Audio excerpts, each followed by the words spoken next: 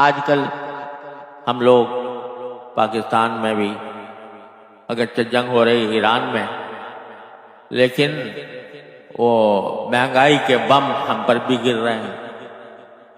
اور آج یہ نیا بم گر گیا کہ پیٹرول کی قیمتیں کہاں سے کہاں پہنچ گئی، اللہ بچائے. اور جب وہ قیمتیں بڑھیں گی پیٹرول کی تو دنیا کی ہر چیز کی قیمت پر اس کا اثر پڑے گا اور مہنگائی کہیں سے کہیں پہنچ جائے گی. اب ایسے میں جو واحد راستہ ہے وہ یہ ہے کہ حتی الامکان کفایت شعاری سے کام لیا جائے. میں کل پچھلے مرتبہ بھی کہا تھا، آج پھر دہراتا ہوں کہ یہ جو ہمارے ہاں مزاج بن گیا ہے، یعنی دکانوں کے ظہر تک کھلنے کا، یہ دنیا میں اور کہیں نہیں ہے، صرف ہمارے ملک میں ہوا ہے. اس کی وجہ سے بجلی کا بے انتہا نقصان ہوتا ہے، اس کی وجہ سے بے شمار نقصانات ہیں. لوگوں کو دن میں سونے کی عادت پڑ گئی ہے، راتوں کو جاگنے کی اور دن میں سونے کی. تو یہ سب باتیں جو ہیں یہ کب تک ہم اس عیاشی میں پڑے رہیں گے؟ اس کو بدلنے کی ضرورت ہے. اپنے مزاج میں، اپنے ہر چیز میں احتیاط کرنے کی ضرورت ہے.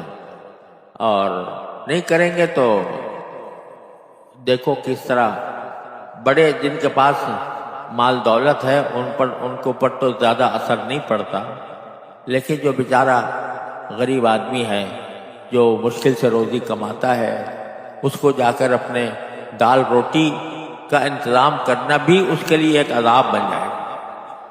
اللہ تبارک و تعالیٰ اپنے فضل و کرم سے ہمیں ان مشکل حالات میں صحیح رویہ اختیار کرنے کی توفیق عطا فرمائے.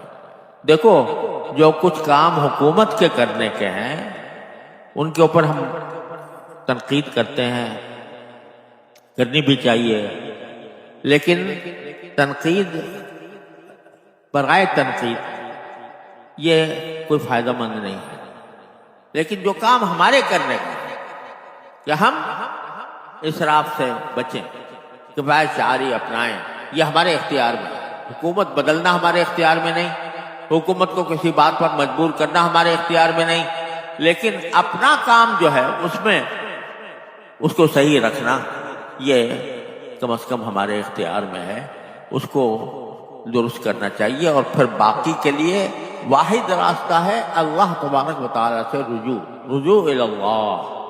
اللہ تعالیٰ سے یا اللہ ان حالات میں ہم گر گئے اور سوائے آپ کے ہمیں ان سے کوئی نکالنے والا نہیں ہے. اے اللہ اپنے رحمت سے ہمیں ان برے حالات سے نکال دے، ہمارے حالات میں تبدیلی پیدا فرما دے.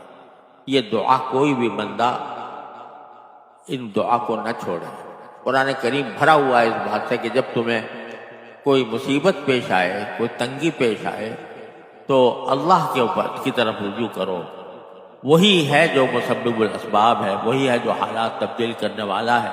لہذا اس دعا سے کوئی مسلمان خالی نہ رہے کہ یا اللہ یہ جو کچھ جنگ کے نتائج ہمارے اوپر مسلط ہو رہے ہیں، اے اللہ اس سے نکالنے والے آپ ہی ہیں، آپ ہی ہمیں نکالیں. اور ہم آپ سے اسی کی استدعا کرتے ہیں، اسی کی التجا کرتے ہیں کہ آدمی پورے حضور قلب کے ساتھ اس دعا کو ہر نماز کے بعد اہتمام سے کرے تو کچھ بعید نہیں کہ اللہ تبارک و تعالی ہم پر فضل فرما دے. وآخر دعوانا الحمدللہ رب العالمین.